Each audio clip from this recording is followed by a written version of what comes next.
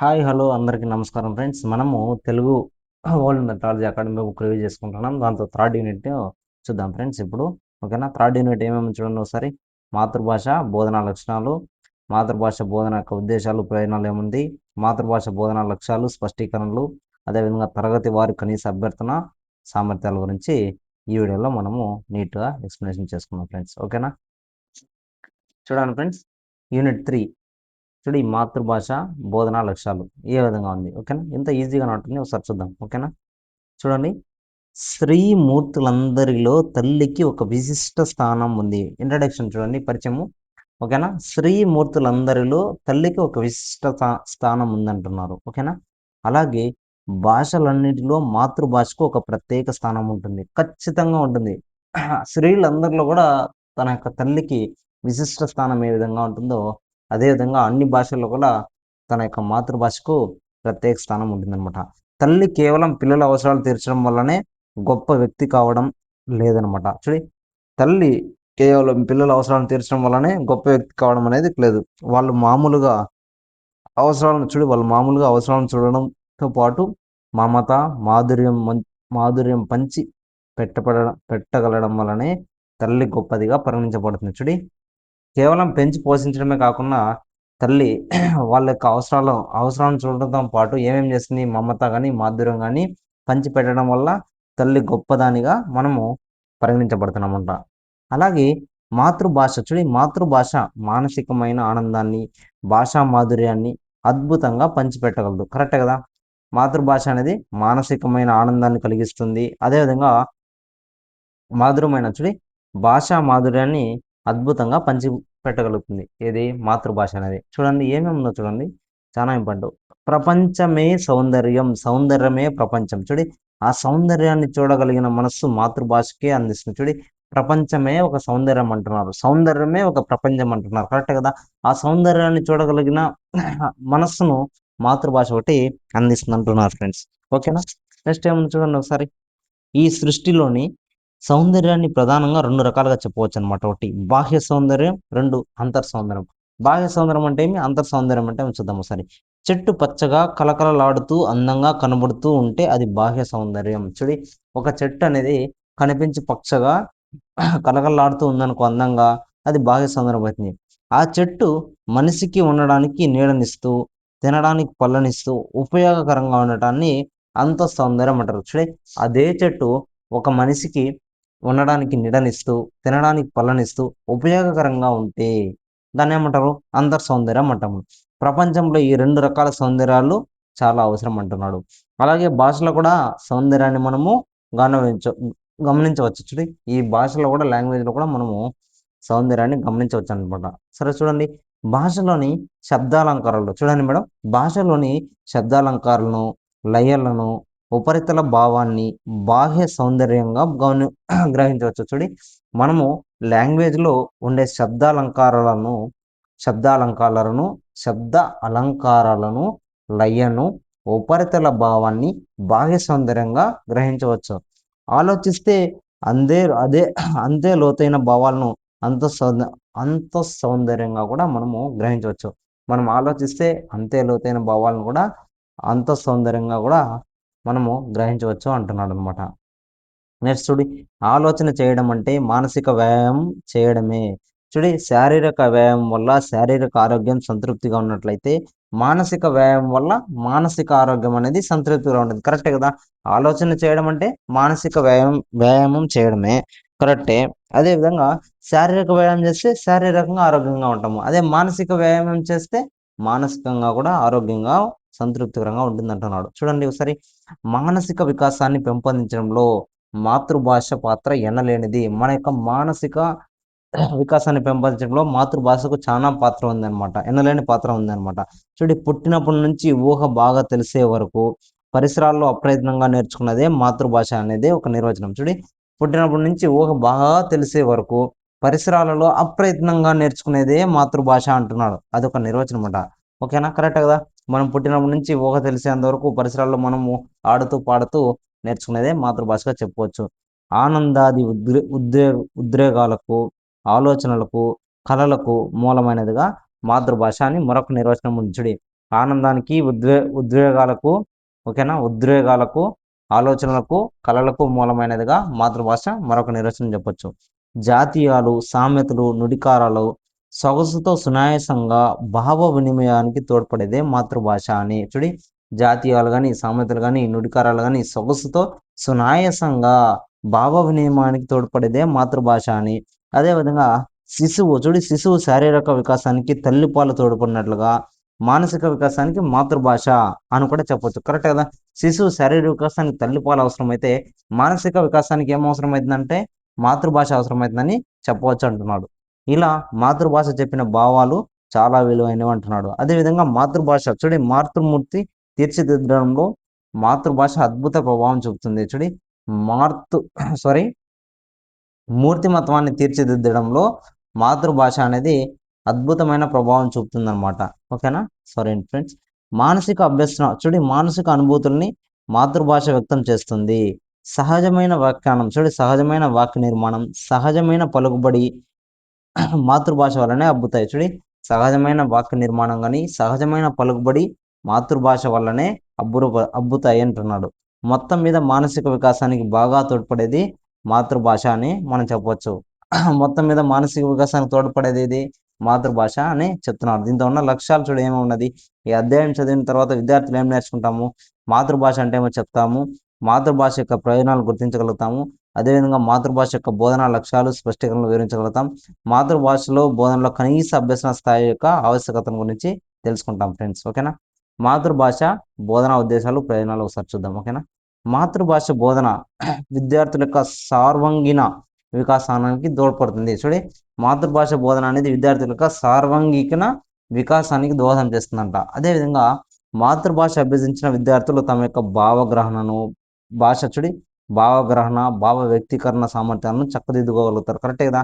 మాతృభాషను బాగా అభ్యసించిన విద్యార్థులు తమ యొక్క భావగ్రహణను, భావ వ్యక్తీకరణను, సామర్థ్యాలను చక్కదిద్దుకోగలుగుతారు. అదేవిధంగా ఈ దృష్టితో మాతృభాష బోధన ఉద్దేశాలు, ప్రయోజనాలు కింది విధంగా ఉన్నాయన్నమాట. చూడ ఏమేమి ఉన్నాయో, భావ వ్యక్తీకరణకు, భావగ్రహణ శక్తులకు అభివృద్ధి చెందుతాయి. అదేవిధంగా ఆలోచన శక్తులు పెంపొందుతాయి. అదేవిధంగా భాష ద్వారా సమాజ సంస్కృతి, సాంప్రదాయాలు అనేది పరిచితమవుతాయి. లోక జ్ఞానం ఇముడిస్తుంది. నెక్స్ట్ సృజనాత్మక శక్తులు ఎదుగుతాయి. నెక్స్ట్ చూడి, ఆనందానుభూతి, రసానుభూతి పెంపొందుతుంది మాతృభాష వల్ల. కరెక్టే. భాషాభిరుచి, కళాభిరుచులు పెంపొందుతాయి. అదేవిధంగా సమోచిత మనోవైఖరులు కూడా రూపొందుతాయి. సహృదయంతో ప్రాప్తిస్తుంది. ప్రపంచ శాంతికి బీజవాసనం ఏర్పడుతుంది అనమాట. జాతీయ దృక్పథం పెంపొందుతుంది. అదేవిధంగా సంపూర్ణ మూర్తిమత్వ వికాసం కూడా జరుగుతుంది మాతృభాష వల్ల. ప్రయోజనాలు ఇవన్నీ. ఓకేనా? పై ఉద్దేశాల్లో ప్రయోజనాలతో పాటు భాషా బోధనకు గల సాంకేతిక ఉద్దీపన ప్రయోజనాలు మాతృభాష బోధన ద్వారా కూడా సాధ్యపడతాయి. కరెక్ట్ కదా? పై ఉద్దేశాల ప్రయోజనాలతో పాటు భాషా బోధనకు గల సాంకేతిక ఉద్దీపన ప్రయోజనాలు మాతృభాష బోధన ద్వారా కూడా సాధ్యపడతాయి అనమాట. ఈ సాంకేతిక ఉద్దీపన ప్రయోజనాలు అభివ్యక్తి గ్రహణం అని రెండు విధాలు అనమాట. ఉద్దీపన ప్రయోజనం విద్యార్థుల యొక్క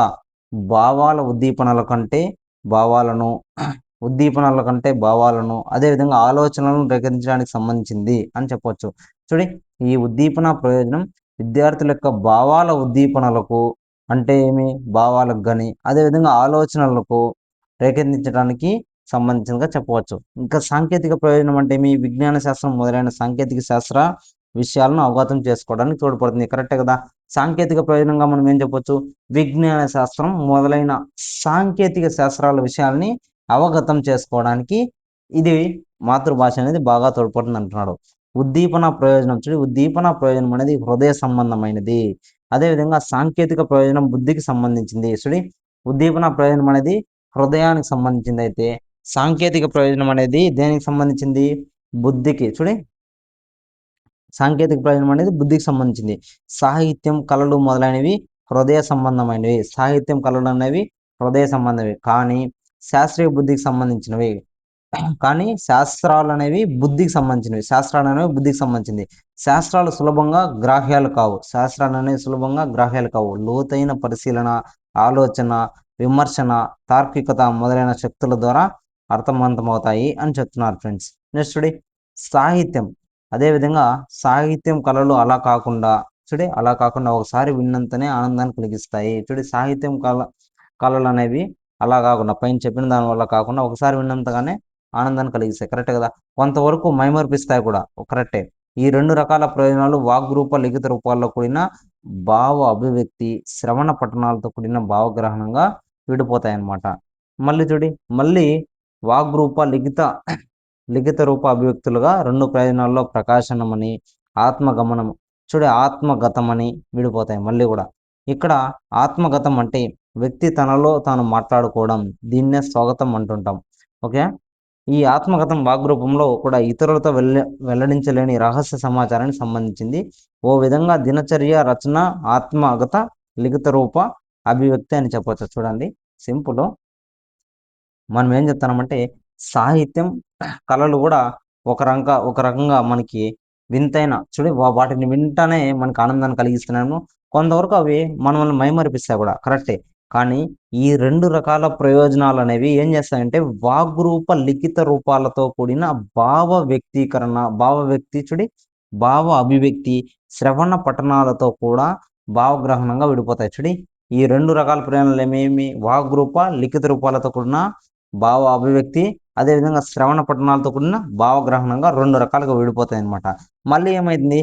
మళ్ళీ వాగ్రూప లిఖిత అభివ్యక్తులు అనేవి రెండు ప్రయోజనాల్లో ప్రకాశమని, అదేవిధంగా ఆత్మగతమని మళ్ళీ విడిపోతాయి అన్నమాట. అక్కడ ఆత్మగతం అంటే మీనింగ్ ఏం సార్? ఆత్మగతం అంటే వ్యక్తి తనలో తాను మాట్లాడుకోవడం, దీన్నే స్వగతం అంటాం అన్నమాట. ఓకేనా. ఈ ఆత్మగతం వాగ్రూపంలో కూడా ఇతరులు వెల్లడించలేని రహస్య సమాచారాన్ని కూడా సంబంధించిందిగా చెప్పచ్చు. ఈ ఆత్మగతం అనేది వాగ్రూపంలో కూడా ఇతరులకు వెల్లడించలేని ఒక రహస్య సమాచారానికి సంబంధించింది అని చెప్పొచ్చు. ఒక విధంగా అంటే దినచర్య రచన ఆత్మగత లిఖిత రూపం అభివ్యక్తి అని చెప్పొచ్చు. డైరీ రాస్తారు కదా, ఆ డైరీని మనము చెప్పుకోవచ్చు అనమాట ఎగ్జాంపుల్గా. అయితే సామాన్య దైనందిత జీవితంలో ఉద్దీపన ప్రయోజనానికి సామాన్య దైనందిత జీవితంలో ఉద్దీపన ప్రయోజనానికే ప్రాధాన్యత ఉంది. కరెక్ట్ కదా. సామాన్య దైనందిత జీవితంలో ఉద్దీపన ప్రయోజనానికి ప్రాధాన్యత ఉంటుంది. సాంకేతిక ప్రయోజన శాస్త్రం విషయాల అభ్యసనంలో ప్రాధాన్యత పొందుతుంది. సాంకేతిక ప్రయోజనం శాస్త్ర విషయాల అభ్యసనంలో ఏం చేస్తుంది? ప్రాధాన్యత పొందుతుంది. సాంకేతిక ప్రయోజనం అనేది శాస్త్ర విషయాల అభ్యసనంలో ప్రాధాన్యత ఉంటుందన్నమాట. ఇలా ఈ రెండు విధాలైన ప్రయోజనాలను మాతృభాష విద్యార్థులకు కలుగజేయడం తెలుస్తుంది. నెక్స్ట్ ఏముంది ఇంకా? పై వాటితో పాటు భాషకున్న ప్రయోజనాలను పైన చెప్పిన వాటితో పాటు భాషకున్న ప్రయోజనాలను సామాన్య ప్రత్యేక ప్రయోజనాలని రెండు రకాలుగా వివరించారనమాట. సామాన్య ప్రయోజనాలు సపరేట్గా, అదేవిధంగా ప్రత్యేక ప్రయోజనాలు సపరేట్గా. సాధారణంగా ఏ భాషకైనా ఉండే ప్రయోజనాలను సామాన్య ప్రయోజనాలు అంటారు. సాధారణంగా ఏ లాంగ్వేజ్కైనా ఉండే ప్రయోజనాలని సామాన్యం అంటారు. శ్రవణం, భాషణం, పఠనం, లేఖనం మొదలైనవి సామాన్య ప్రయోజనాలు అంటారు. మనకి ఇంపార్టెంట్ సామాన్య ప్రయోజనాలు ఏమేమి చెప్పొచ్చు? శ్రవణం, భాషణం, పఠనం, లేఖనంగా. మాతృభాష వల్ల సాధించే అదనపు ప్రయోజనాలను మాతృభాష వల్ల సాధించే అదనపు ప్రయోజనాలను ప్రత్యేక ప్రయోజనాలుగా మనం గుర్తుంచుకోవచ్చు అనమాట. ఈ ప్రయోజనాలను కింది విధంగా క్రోడీకరించవచ్చు అంటున్నాడు. ప్రత్యేక ప్రయోజనాలు ఏవే ఉన్నాయి? సౌందర్య అనుభవం. మాతృభాషలోని పద్యాలు, గేయాలు, నాటకాలు, మధురమైన గద్య పాఠాలు బోధించడం వల్ల విద్యార్థులకు అందులోని సౌందర్యం అనుభవంలోకి వస్తుంది. కరెక్ట్ కదా. మనం ఒక మాతృభాషలోని ఒక పద్యం పాడితే, ఒక గేయం పాడితే, ఒక నాటకం కానీ, ఒక మధురమైన గద్య పాఠాలు చదవడం వల్ల మనకే తెలియకనే ఒక సౌందర్య అనుభవం అనేది పొందుతాం అనమాట. అరే మనకి దాన్ని చదవడం వల్ల మనకు ఒక సౌందర్య అనుభవం అనేది వస్తుంది. ఓకేనా. సహృదయత అంటే ఏం చూడండి సార్, ఇవన్నీ ప్రత్యేక లక్షణాలు, ప్రత్యేక ప్రయోజనాలు. హృదయం ఉన్న మనిషిగా మాతృభాష విద్యార్థులను తీర్చిదిద్దగలుగుతుంది. కరెక్ట్ కదా. ఒక మనిషిని హృదయం ఉన్న మనిషిగా మాతృభాష అనేది విద్యార్థులను తీర్చిదిద్దుకుంది. కవి కానీ, రచయిత కానీ ఉద్దేశాన్ని గ్రహించగలిగే శక్తి విద్యార్థులకి ఖచ్చితంగా అబ్బుతుంది. మనం ఏదైనా ఒక కవులు రాసిన వాటిని పద్యాలు కానీ వాటినన్నీ మనము చదివితే మన హృదయానికి అంటుకుంటాయి, హృదయానికి టచ్ అవుతాయి అనమాట. నెక్స్ట్ సంస్కృతి సాంప్రదాయాలు. సంస్కృతి సాంప్రదాయాలు అంటే తెలుగు జాతి తరతరాలుగా అనుసరిస్తూ వస్తున్న నిర్మాణాత్మకమైన సంస్కృతి సాంప్రదాయాలు భావితరాలకు అందించడానికి మాతృభాష తోడ్పడుతుంది. కరెక్ట్ కదా. మన సంస్కృతి సంప్రదాయాలు అనేవి తెలుగు జాతి యొక్క తరతరాలుగా వస్తున్న వాటిని నిర్మాణాత్మక సంస్కృతి సాంప్రదాయాలు మనం భావితరాల కంటే ఫ్యూచర్ వాళ్ళకి అందించడానికి మన మాతృభాష లాంగ్వేజ్ అనేది ఉపయోగపడుతుంది అంటున్నాడు. సమైక్య భావన చూడండి, సమైక్య భావన అంటే ఏమి?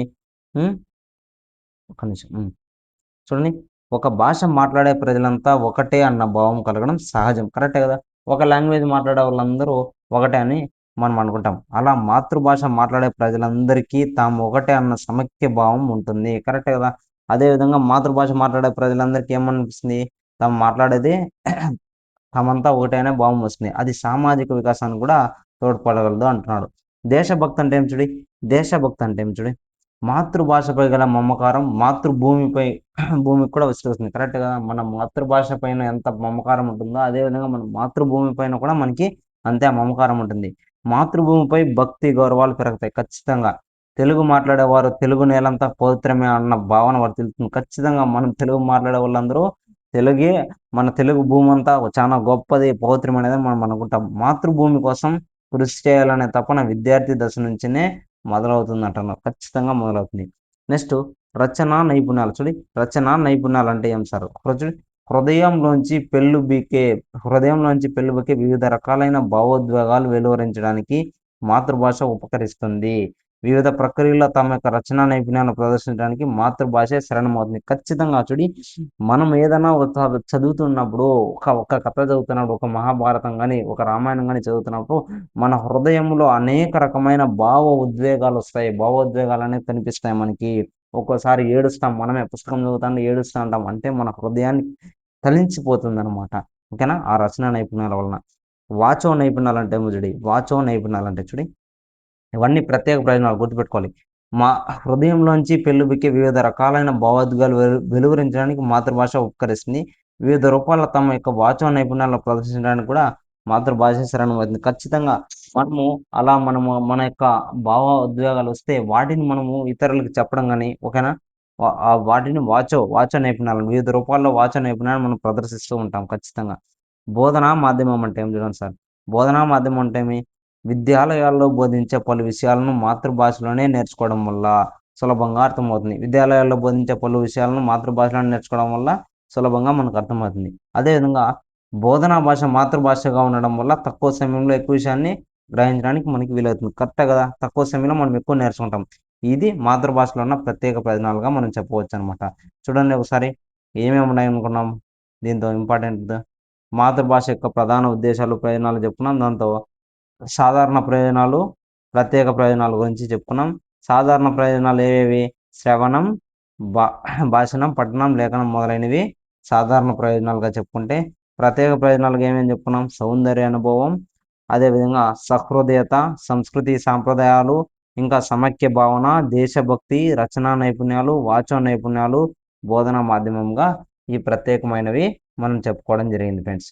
నెక్స్ట్ చూడండి, మాతృభాష బోధనా లక్ష్యాలు స్పష్టీకరణలు అంటే ఏం సార్? చూడండి, మాతృభాష బోధనా ఉద్దేశాలను దృష్టిలో పెట్టుకొని వాచకాలని, టెక్స్ట్ బుక్లని తయారు చేయడం చేశారనమాట. ఓకేనా. ఏం చేస్తారు చూద్దాం. ఈ వాచకాల్లో అనేక పాఠాలు ఉంటాయి. కరెక్ట్ కదా. అనేక పాఠ్యాంశాలు ఉంటాయి. ఉపాధ్యాయులు పాఠాలను స్పష్టంగా గ్రహించి విద్యార్థులకు సుస్పష్టంగా బోధించడానికి వీలుగా పాఠాల్లోని విషయాన్ని కొన్ని బోధనాంశాలుగా విడగొడతారు. కరెక్ట్ కదా. మన వాచకాల్లో అనేక పాఠాలు ఉంటాయి. ఆ పాఠ్యాంశాలను ఉపాధ్యాయులు పాఠ్యాంశాలను స్పష్టంగా గ్రహించుకొని విద్యార్థులకు చెప్పేటప్పుడు ఏమి సుస్పష్టంగా సవివరంగా బోధించడానికి వీలుగా పాఠాల్లోని విషయాన్ని కొన్ని బోధనాంశాలుగా విడగొట్టుకుంటారనమాట. నెక్స్ట్ చూడు, అదేవిధంగా ఈ బోధనాంశాలు విద్యార్థులకు చూడండి ఫ్రెండ్స్, విద్యార్థులకు సాధించవలసిన లక్ష్యాలను నిర్ణయించుకోవడానికి ఉపయోగపడతాయి. చూడండి, లక్ష్యాలను నిర్ణయించుకోవడానికి ఏమవసరమైతే బోధనాంశాలు అనమాట. ఓకేనా. ఈ లక్ష్యాలను సాధించడానికి విద్యార్థులకు ఉపయోగపడే మానసిక చర్యలను అవయవక చర్యలను స్పష్టీకరణలను అంటారనమాట. చూడి, ఈ ఈ లక్ష్యాలను సాధించడానికి విద్యార్థులకు ఉపయోగపడే మానసిక చర్యలను అవయవక చర్యలను ఏమంటామంటే స్పష్టీకరణలు అంటామన్నమాట. ఓకేనా. చూడి, మరో విధంగా చెప్పాలంటే బోధనా లక్ష్యాలను సూక్ష్మ ప్రవర్తనల రూపంలో వివరించేవే స్పష్టీకరణలు. కరెక్ట్ కదా. ఇంకో విధంగా చెప్పాలంటే మన యొక్క బోధనా లక్ష్యాలను సూక్ష్మ ప్రవర్తన రూపంలో వివరించేవే స్పష్టీకరణలు అని చెప్పొచ్చు. కరెక్ట్ కదా. ఉపాధ్యాయుడు తాను బోధించదలిచిన పాఠ్యాంశాన్ని లక్ష్యాలను నిర్ణయించుకొని వాటి స్పష్టీకరణను ఏర్చించుకొని స్థిరపరచుకుంటాడు. ఖచ్చితంగా ఒక ఉపాధ్యాయుడు ఏం చేస్తాడు, తను ఏం బోధించాలనుకుంటున్నాము అనేసి ఒక ప్రీ ప్లాన్ అనేది ఉంటుంది. ఆ ప్లాన్ ప్రకారము దాన్ని అమలు చేస్తూ వస్తాడనమాట. చూడండి, ఈ లక్ష్యాలు స్పష్టీకరణలు పూర్వరంగంలో సిద్ధంగా చేసుకున్న తర్వాతనే ఉపాధ్యాయుడు తన యొక్క బోధనా సోపానాల గురించి ప్రణాళికని నిర్ణయించుకుంటాడు అంటున్నాడు. కరెక్టే కదా. ఇప్పుడు లక్ష్యాలు స్పష్టీకరణలు పూర్వ రంగంలో సిద్ధం చేసుకున్న తర్వాతనే, కరెక్ట్ కదా, ముందుగానే సిద్ధం చేసుకుంటాడు ఎంతవరకు లక్ష్యాలు సాధించాలి, స్పష్టీకరణలు ఏముండాలనేసి. ఓకేనా. తర్వాతనే బోధన వచ్చి బోధనా సోపానాల గురించి ఒక ప్రణాళికన తయారు చేసుకుంటారు. మనం ఏ విధంగా చెప్పాలి, ఏ సందర్భంలో ఏమేమి చెప్పాలనేసి. సరేనా. నెక్స్ట్ ప్రాథమిక దశ. చూడి, మాధ్యమిక దశలో మాతృభాష బోధనా లక్ష్యాలు ఒకటి కావు. చూడి, ప్రాథమిక దశలో ఉండే బోధనా లక్ష్యాలు, అదేవిధంగా మాధ్యమిక ఉన్నత దశలో ఉండే మాతృభాష యొక్క బోధనా లక్ష్యాలు అనేవి ఒకటిగా ఉండవు. కొంత విభేదం, అంటే కొంచెం డిఫరెన్స్ అనేది ఉంటుంది అంటున్నాడు. అయితే ఈ లక్ష్యాలు స్పష్టీకరణల కంటే ఏమిటో మరింత వివరంగా తెలుసుకుందాం అంటున్నాడు. ఒకసారి తెలుసుకుందాం రండి మనం కూడా. ఓకేనా. మానవులు కారణం లేకుండా ఏ పని చేయరు. ఖచ్చితమే అది. ఏ కారణం మన కారణం లేకుండా చేయరు అనమాట. అట్లే ప్రతి పని చేస్తూ ఏదైనా ఒక ఫలితమో కొన్ని ఫలితాల్లో ఆశిస్తారు. అట్లే ఏం చేస్తారంటే ఒక పని చేస్తూ ఏదైనా ఒక ఫలితాన్ని కానీ కొన్ని ఫలితాలు కానీ ఆశిస్తామన్నమాట. కరెక్టే. ఒక పని పూర్తయిన తర్వాత ఆశిస్తున్న ఫలితాలనే విద్యా పరిభాషలో లక్ష్యాలు అంటారు. కరెక్టే కదా. ఒక పని పూర్తయిన తర్వాత మనం ఆశిస్తున్న ఫలితాలనే విద్యా పరిభాషలో ఏమంటాము, లక్ష్యాలుగా అంటాము. మనం డిఎస్పి కోసం ప్రిపేర్ అవుతున్నాం కదా. ఈ ప్రిపేర్ అయిన తర్వాత మనం అంతా అంతిమంగా రాసిన తర్వాత మనం ఊహిస్తాం కదా, మన లక్ష్యం ఏమప్పుడు జాబ్ అనమాట. ఓకేనా. అది ఈ లక్ష్యాలను చూడండి ఫ్రెండ్స్, ఈ లక్ష్యాలను బోధనకు అన్వయిస్తే, బోధనా లక్ష్యాలు మాతృభాషకు అన్వయిస్తే మాతృభాష బోధనా లక్ష్యాలు అవుతాయి. ఈ లక్ష్యాలను బోధనకు అన్వయిస్తే బోధనా లక్ష్యాలుగా, అదేవిధంగా మాతృభాషకు అన్వయిస్తే మాతృభాష బోధనా లక్ష్యాలుగా మనం చెప్పవచ్చు. ఈజీనే కదా. ఈ బోధనా లక్ష్యాలను మొట్టమొదటిసారిగా బెంజమిన్ బ్లూమ్స్ అనే అమెరికా విద్యావేత్త విశ్లేషించి వర్గీకరించే ప్రయత్నం చేశాడు. ఇంపార్టెంట్ ఫ్రెండ్స్, బోధనా లక్ష్యాలను మొట్టమొదటిసారిగా ఎవరు చేశారు? అమెరికా దేశానికి చెందిన బెంజమిన్ బ్లూమ్ అనే వ్యక్తి, విద్యావేత్త విశ్లేషించి వర్గీకరించడానికి ప్రయత్నం చేశాడనమాట. ఆయనతో పాటు మరికొందరు విద్యావేత్తల కృషి ఫలితంగా బోధనా లక్ష్యాలు అనేవి రూపొందాయి అంటున్నారు. చూడండి, ఇప్పుడు మీరు అమెరికా గుర్తుపెట్టుకోవాలి. బెంజమిన్ బ్లూమ్స్ వచ్చి అమెరికా దేశం అని గుర్తుపెట్టుకోండి.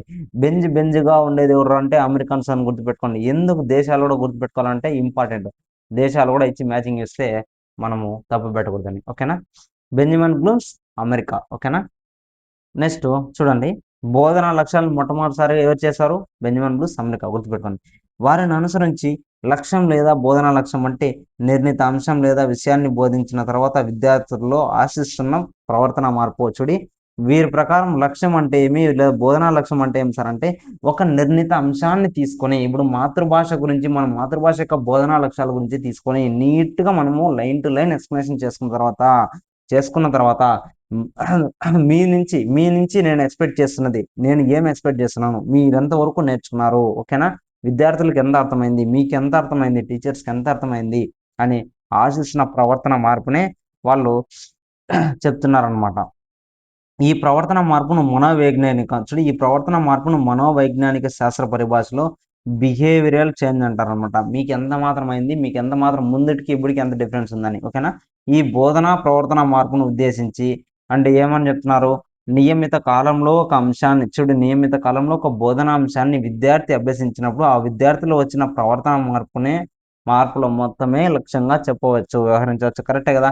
ఒక నియమిత కాలంలో బోధనాంశాన్ని ఒక విద్యార్థి అభ్యసించినప్పుడు ఆ విద్యార్థిలో వచ్చిన ప్రవర్తన మార్పుల యొక్క మొత్తము లక్ష్యంగా మొత్తాన్ని మనం ఏమంటారంటే బిఫోర్ వాడు నేర్చుకోక ముందు ఏ విధంగా వాని ప్రవర్తన ఉంది, నేర్చుకున్న తర్వాత ఏ విధంగా ప్రవర్తన ఉంది, దాని మొత్తాన్ని మనము లక్ష్యంగా చెప్పవచ్చు అనమాట. సాధారణంగా బోధన అంశాలను విశ్లేషించి ఒక్కో అంశంగా ఉపాధ్యాయుడు బోధించడం జరుగుతుంది. కరెక్టే కదా ఫ్రెండ్స్. సాధారణంగా బోధన అంశాలను విశ్లేషించి ఒక్కో అంశంగా ఉపాధ్యాయుడు బోధిస్తాడు. కరెక్టే. అంటే ఒక పద్యాన్ని బోధిస్తున్నప్పుడు ఆ పద్యంలోని ముఖ్యమైన కొత్త అపరిచితమైన పదాలను, సందులను, సమాసాలు మొదలైన వాటిని విద్యార్థికి తెలియజేస్తాడు. తెలియజేయడం జరుగుతుంది. కరెక్టే కదా! ఒక పద్యాన్ని బోధిస్తున్నప్పుడు కానీ ఆ పద్యంలో ముఖ్యమైన కొత్త పదాలను, సందులను, సమాసాలను మొదలైన వాటిని విద్యార్థికి తెలియజేయడం అనేది జరుగుతుందనమాట.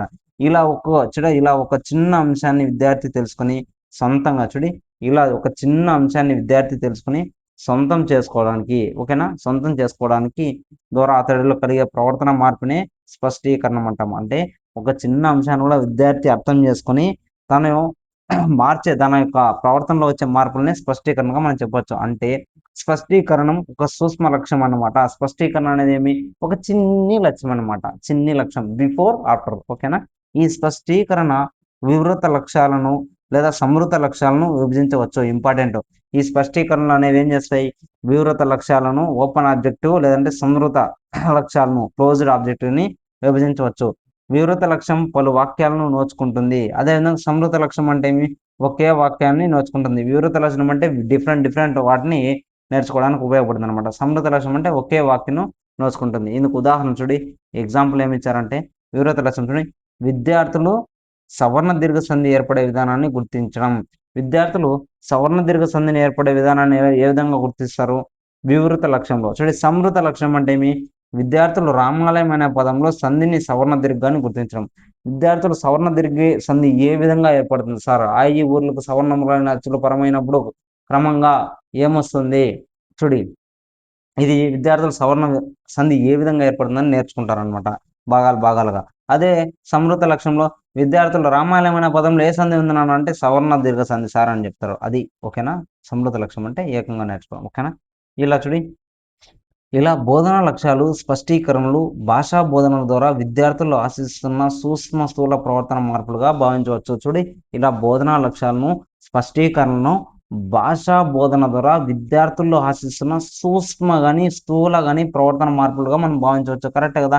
మన యొక్క బోధనా లక్ష్యాలు కానీ స్పష్టీకరణలను భాషా బోధనలో విద్యార్థులు మనం ఏం ఆశిస్తున్నాం? స్థూల కానీ సూక్ష్మ ప్రవర్తన యొక్క మార్పులని మనం గమనించవచ్చు అనమాట. నెక్స్ట్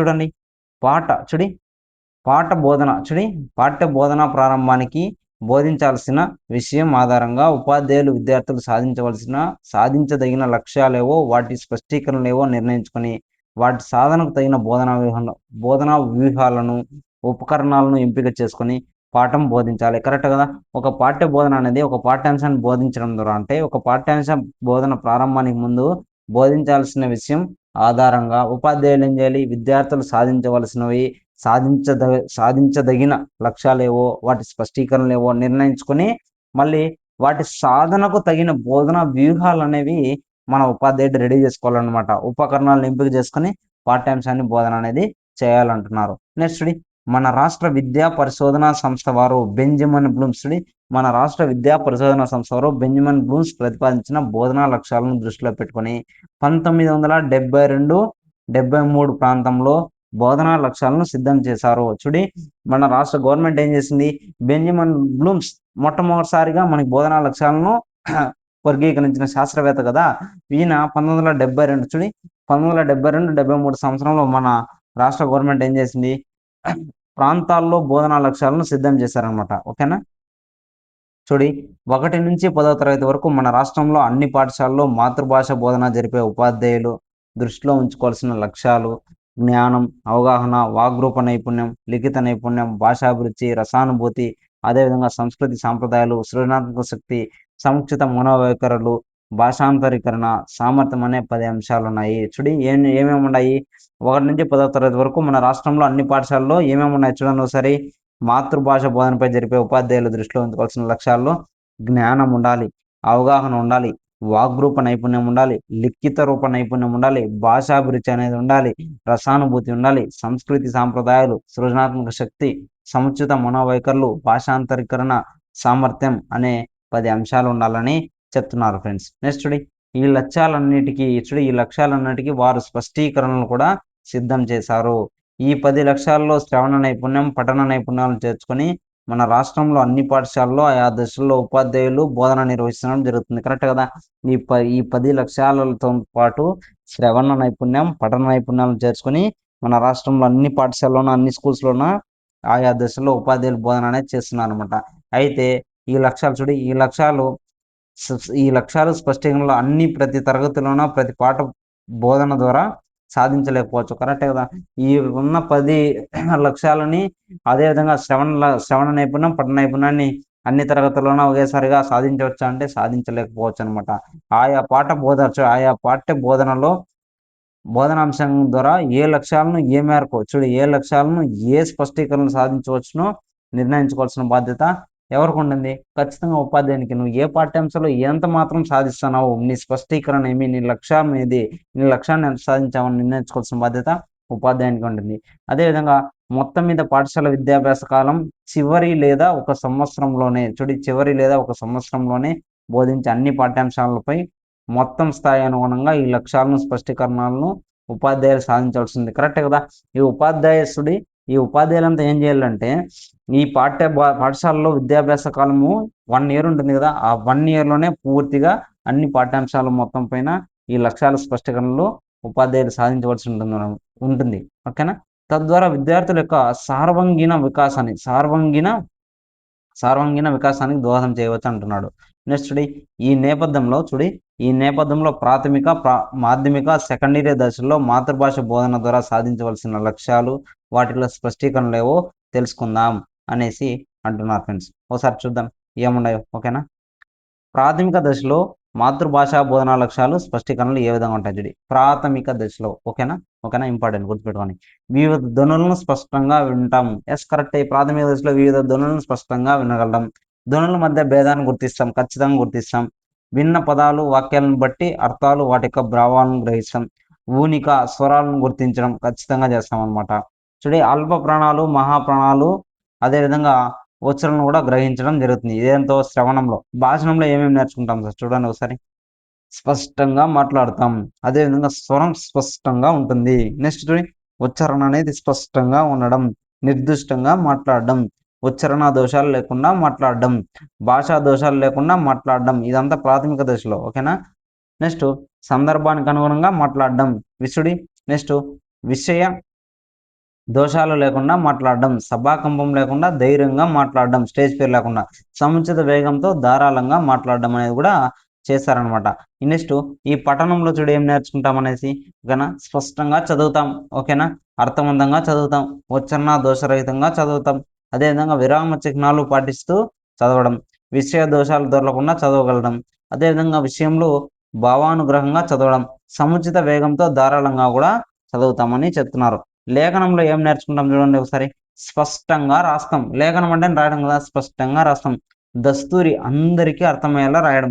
మనం రాసే హ్యాండ్ రైటింగ్ అనేది అందరికీ అర్థమయ్యేలాగా, వర్ణక్రమ దోషాలు లేకుండా రాయడం, వాక్య నిర్మాణ దోషాలు లేకుండా రాయడం, అదేవిధంగా విషయ దోషాలు లేకుండా రాయడం, సముచిత వేగంగా ధారాళంగా రాయడం, రచనలు పేరాలుగా విభజించి రాయడం.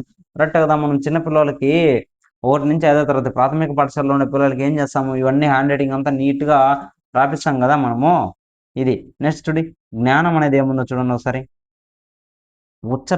జ్ఞానంలో ఉచ్చరించే వివిధ ధ్వనులు వివిధ ధ్వనులకు సంబంధించిన వర్ణాలను జ్ఞప్తికి తెచ్చుకోవడం, గుర్తిస్తాం. మనం ఉచ్చరించే వివిధ రకాల ధ్వనులను, ఆ ధ్వనులకు సంబంధించిన వర్ణాలను కూడా జ్ఞప్తికి తెచ్చుకుంటాం. పదాల యొక్క అర్థాలను జ్ఞప్తికి తెచ్చుకుంటాం, అదేవిధంగా గుర్తిస్తాం.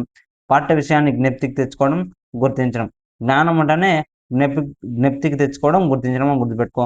అవగాహనలో ఏమేమి ఉంటుంది చూడు ఒకసారి.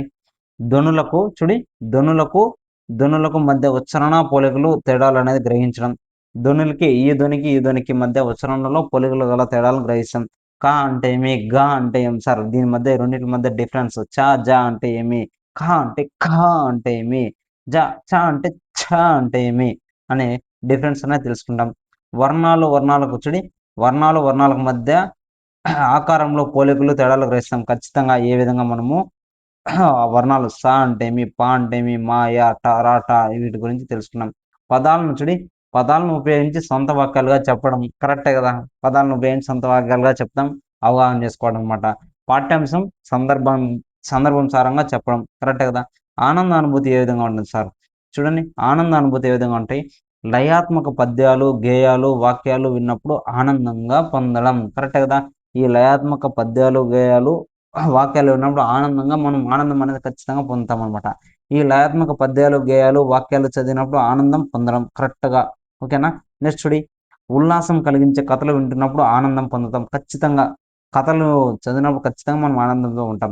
ఉల్లాసం కలిగించే కథలు ఇతరులకు చెప్పడం అనేది చూడి ఆనంద అనుభూతి అంటే ఉల్లాసం కలిగించే కథలను ఇతరులకు చెప్పడం ద్వారా కూడా మనం ఆనందం అనేది పొందుతాం. నెక్స్ట్ చూడి అందమైన చిత్రాలు చూడి అందమైన చిత్రాలు ఇతర బోధనోపకరణాలు చూసి ఆనందించగలం. కరెక్టే కదా! అందమైన చిత్రాలు చూసినప్పుడు గానీ, ఫోటోల్లో అదేవిధంగా ఇతర బోధనోపకరణాలు చూసినప్పుడు కూడా మనం ఆనందించగలుగుతాం. భాషా క్రీడల్లో పాల్గొని ఆనందాన్ని కూడా పొందడం జరుగుతుంది అంటున్నాడు. నెక్స్ట్ చూడి ప్రాథమిక దశలో జ్ఞానం, అవగాహన, ఆనందానుభూతి లక్ష్యాలుగా చెప్పుకున్న శ్రవణ, భాషణ, పఠన, లేఖనాలని భాషా నైపుణ్యాలుగా పెంపొందించడం ద్వారా విద్యార్థులు భాషా పాఠవాన్ని అభివృద్ధిపరచవచ్చు. కరెక్ట్ కదా! మనం ఇప్పుడు చెప్పుకున్నదంతా ప్రాథమిక దశలో జ్ఞానం, అవగాహన, ఆనందభూతి లక్ష్యాలుగా చెప్పుకున్న భాషా నైపుణ్యాలుగా ఏమని చెప్పుకోవచ్చు? శ్రవణ, భాషణ, పఠన, లేఖనాలని భాషా నైపుణ్యాలుగా పెంపొందించడం ద్వారా విద్యార్థుల్లో భాషా పాఠవాన్ని అభివృద్ధి పరచవచ్చు అంటున్నాడు. ఇప్పుడు ఉన్నత ప్రాథమిక, సెకండరీ దశల్లో ఓకేనా? మాతృభాష యొక్క బోధనా లక్ష్యాలు ఏ విధంగా ఉన్నాయి సార్? చూద్దాము ఒకసారి. చూడండి. ఉన్నత ప్రాథమిక, సెకండరీ దశల్లో బోధిస్తున్న ఉపాధ్యాయులు రాష్ట్ర విద్యా పరిశోధన శిక్షణా మండలి వారు సూచించిన అన్ని లక్ష్యాలను దృష్టిలో పెట్టుకొని వాటి సాధనకు ప్రయత్నించాల్సి ఉంటుంది. ఉన్నతలో కానీ, ప్రాథమికలో కానీ, సెకండరీ దశలో కానీ బోధిస్తున్న ఉపాధ్యాయులు ఏం చేయాలంటే రాష్ట్ర విద్యా పరిశోధన శిక్షణా మండలి వారు చేసిన అన్ని లక్ష్యాలను దృష్టిలో పెట్టుకొని మన యొక్క సాధన అనేది చేయాల్సి ఉంటుందన్నమాట. సరేనా? ఆయా లక్ష్యాల స్పష్టీకరణ కింది విధంగా ఉంటాయి. జ్ఞానంలో ఏ విధంగా ఉందో చూడండి ఒకసారి.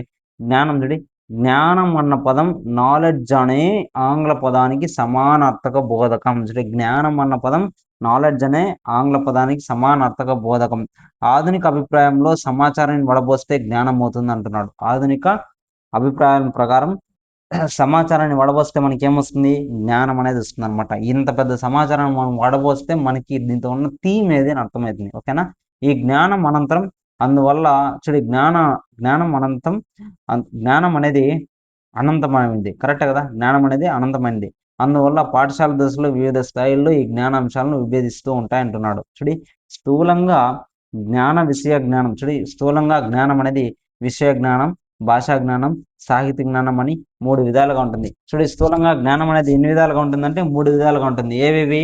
విషయ జ్ఞానం, భాషా జ్ఞానం, అదేవిధంగా సాహిత్య జ్ఞానం అని చెప్తున్నాడు. విషయ జ్ఞానంలో పాఠ్యాంశ విషయం, పాఠ్యాంశ పూర్వకత, పాఠ్యాంశ పరకత, అదేవిధంగా పాఠ్యాంశ సందర్భం, పాఠ్య రచయిత, పాఠ నేపథ్యం మొదలైన అంశాలనే ఉంటాయి.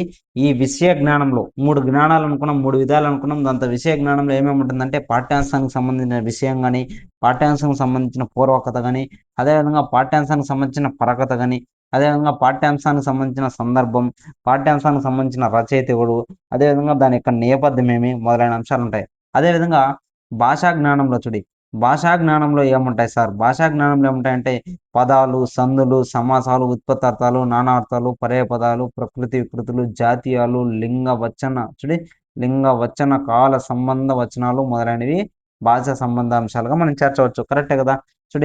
మనమేమో విషయ జ్ఞానంలో పాఠ్యాంశ విషయం, పాఠ్యాంశ పూర్వకత, పాఠ్యాంశ పరకత, పాఠ్యాంశ సందర్భం, పాఠ్య రచయిత, పాఠ్య నేపథ్యం మొదలైనవి చెప్పుకుంటే భాషా జ్ఞానంలో ఏమేమి వస్తున్నాయి సార్? చూడండి. పదాలు వస్తున్నాయి, సందులు వస్తున్నాయి, సమాసాలు వస్తున్నాయి, ఉత్పత్తార్థాలు వస్తున్నాయి, నానార్థాలు వస్తున్నాయి, పర్యాయపదాలు వస్తున్నాయి, ప్రకృతి వికృతులు, జాతీయాలు, లింగ వచన కాల సంబంధ వచనాలన్నీ మనము భాషా సంబంధ వాటిగా చెప్పొచ్చు. నెక్స్ట్ సాహిత్య జ్ఞానంలో సాహిత్య జ్ఞానంలో ఏమొస్తాయి సార్? చూడండి ఒకసారి. సాహిత్య జ్ఞానంలో పాకం, ఛందస్సు, రసం, అలంకరణ, రీతి, శైలి, పాఠ స్వభావం అంటే గద్యం కానీ, పద్యం కానీ, నాటకం కానీ, ప్రక్రియ మొదలైన అంశాలన్నీ దీంతో వస్తాయన్నమాట. ఈ ఈ అంశాలన్నీ కలిస్తేనే జ్ఞానం అంటున్నాడు. ఏమేమి వస్తుంది సాహిత్య జ్ఞానంలో? పాకం కానీ, ఛందస్సు కానీ, రసం కానీ, అలంకరం కానీ, రీతి కానీ, శైలి కానీ, పాఠ స్వభావం కానీ మొదలైనవన్నీ వస్తాయంటున్నారు. ఓకేనా? అయితే జ్ఞానాంశాలన్నింటినీ ఒకే పాఠంలో ఒకే పాఠంలో ఉండకపోవచ్చు. కరెక్టే కదా! జ్ఞానానికి సంబంధించిన అన్ని అంశాలు ఒకే పాఠ్యాంశంలో ఉండకపోవచ్చు అనమాట. కానీ పాఠశాల విద్యాకాలంలో పాఠ్య పుస్తకాల్లో పాఠాల్లో ఇది ఒదిగి ఉంటుంది. ఖచ్చితంగా పాఠశాల విద్యాకాలంలో ప్రతి పాఠ్య పుస్తకంలో కూడా ఈ యొక్క జ్ఞానానికి సంబంధించినవి అన్ని పాఠాల్లోన ఒదిగి ఉంటాయన్నమాట. ఉపాధ్యాయులు ఆయా జ్ఞానాంశాలను పాఠానికి అనుగుణంగా గుర్తించి వాటిని దృష్టిలో ఉంచుకొని బోధించవలసిన అవసరం ఉంటుంది. ఖచ్చితంగా మనం పాఠ్యాంశాన్ని బోధించేటప్పుడు ఆ పాఠానికి సంబంధించిన జ్ఞానాన్ని మనం గుర్తించి విద్యార్థులకు అందించవలసిందిగా ఉంటుందన్నమాట. ఈ లక్ష్యాన్ని విద్యార్థులు సాధించినది, లేనిది తెలుసుకోవడానికి 2 స్పష్టీకరణలు కూడా ఉంటాయి. చూడి ఈ పిల్లలు సాధించారా లేదా అని తెలుసుకోవడానికి 2 స్పష్టీకరణలు ఉంటాయన్నమాట. చూడి విద్యార్థులకు అవసరం వచ్చినప్పుడు విద్యార్థులకి అవసరం వచ్చినప్పుడు ఆయా అంశాలని జ్ఞానాంశాలను జ్ఞప్తికి తెచ్చుకుంటారు. లేదంటే విద్యార్థుల అవసరం వచ్చినప్పుడు ఆయా అంశాలను గుర్తించడం జరుగుతుంది. వాళ్ళకి అవసరం వచ్చినప్పుడు జ్ఞప్తికి తెచ్చుకుంటారు. లేదంటే గుర్తించడం జరుగుతుందన్నమాట. ఇలా జ్ఞప్తికి తెచ్చుకోవడం, గుర్తించడం అనే 2 క్రియల ద్వారా విద్యార్థులను జ్ఞాన రాశిని తమ సొంతం చేసుకుంటారు. కరెక్టే కదా! ఇలా వాళ్ళు జ్ఞప్తికి తెచ్చుకోవడం లేదా గుర్తించడం అనే 2 క్రియల ద్వారా విద్యార్థుల యొక్క జ్ఞాన రాశి అనేది ఖచ్చితంగా అభివృద్ధి చెందుతుంది సార్. అయితే జ్ఞప్తికి తెచ్చుకోవడం అనేది ఇతరుల ప్రమేయం లేకుండా కేవలం మనోక్రియ ద్వారా మాత్రమే జరిగితే గుర్తించడం అనేది జ్ఞానేంద్రియాల సహాయంతో జరుగుతుంది. కరెక్టే కదా! ఇప్పుడు జ్ఞప్తికి తెచ్చుకోవాలా. మీరు ఎగ్జామ్ హాల్ లేకపోయినప్పుడు జ్ఞప్తికి తెచ్చుకున్నారనుకో, మీరు చదివిన అంశాలను క్వెషన్ చూస్తాను మీరు జ్ఞప్తికి తెచ్చుకున్నారంటే అది మనకి మనో ప్రక్రియ ద్వారా మాత్రమే జరుగుతుందనమాట. అదే గుర్తించినారనుకో, మీకు అక్కడున్న అంశాల్లో ఎగ్జామ్ హాల్‌లో ఉన్నది అంశాల్లో గుర్తించినారంటే అది మీరు ఇంద్రియాల సహాయంతో గుర్తించడం అవుతుందని గుర్తుపెట్టుకోవాలి. ఈ 2 విధాలైన ప్రవర్తనలను కనబరిస్తే విద్యార్థుల్లో జ్ఞానరాశి ఇముడుస్తుంది అని చెప్తున్నారు. అవగాహన అంటే ఏం సార్? అవగాహన అంటే ఏమి? అవగాహన అనేది అవబోధం అంటారు. అవగాహన అన్నా, అవబోధం అన్నా ఒకటే. గుర్తుపెట్టుకోవాలి. ఈ నంబర్ ఆఫ్ టైమ్స్ ఇంపార్టెంట్. మనకు మెథడాలజీలోనే వస్తుంది. ఓకేనా? జ్ఞప్తికి తెచ్చుకున్న, గుర్తించిన జ్ఞానాంశాలను అర్థం చేసుకోవడానికి అవగాహన అంటారు. జ్ఞప్తికి తెచ్చుకున్న లేదా గుర్తించిన జ్ఞానాంశాలను అర్థం చేసుకోవడాన్ని మనకి అవగాహన అంటామనమాట. విద్యార్థుల యొక్క అవగాహన విద్యార్థులు అవగాహన చేసుకున్నారు అని చెప్పడానికి ఇన్ని స్పష్టీకరణలు విశదపరుస్తది అంటున్నాడు. ఏమేమి ఉంటదో ఒకసారి పోలిక భేదాలు చెప్తారు. ఏదైనా ఒక అంశాన్ని గురించి మనం చెప్పామంటే వాళ్ళు అవగాహన చేసుకొని వాటి యొక్క పోలికలు, భేదాలు చెప్పడం. ఉపమానానికి, ఉపమేయానికి ఉన్న సమాన లక్షణాలు, రకరకాల అంశాల మధ్య ఉన్న భేదాలు చెప్పగలడం. అదేవిధంగా ఛందస్సు, అలంకారాలు, రకాలు, రీతులు, పాకలు, గుణాలు మొదలైన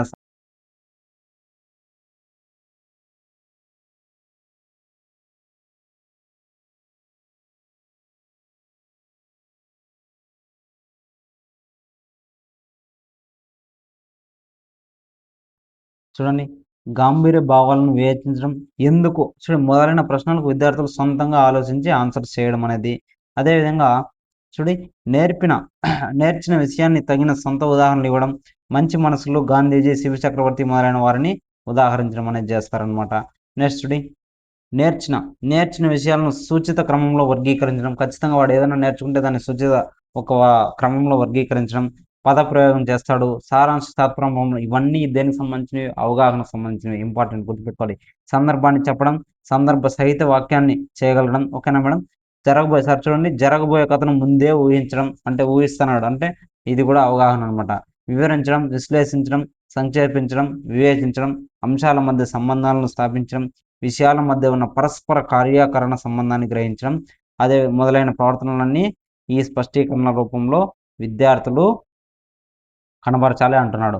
ఈ అవగాహన కూడా విషయ అవగాహన, భాషా అవగాహన, సాహిత్య అవగాహన అని 3 రకాలుగా విభజించవచ్చు. అవగాహనను కూడా 3 రకాలుగా విభజించడం అనేది జరుగుతుంది. చూడండి ఫ్రెండ్స్, కేవలం పదాలు, అర్థాలు చెప్పగలడం భాషా జ్ఞానం మాత్రమే కానీ, ఆయా పదాల అంతర్భాగం ఆయా పదాల అంతరార్థం గురించి, ప్రయోగ వైచిత్రిని గురించి గ్రహించగలిగితే అది భాషా అవగాహన అవుతుంది. ఇది కూడా 3 రకాలుగా అని చెప్పినాడు. ఏదేది? విషయ అవగాహన, భాషా అవగాహన, సాహిత్య అవగాహన. కేవలం పదాలు, అర్థాలు చెప్పగలడం అయితే భాషకు సంబంధించింది జ్ఞానం అది. కానీ ఆయా పదాల యొక్క అంతరార్థం గురించి, ప్రయోగ వైచిత్ర్యాన్ని గురించి గ్రహించగలిగితే అది భాష అవగాహన. భాషా జ్ఞానం వేరు, భాష అవగాహన వేరు. అదేవిధంగా కాబట్టి భాషకు సంబంధించిన జ్ఞానం అంతా అనుకోనవలసిందిగా పని లేదంటున్నాడు.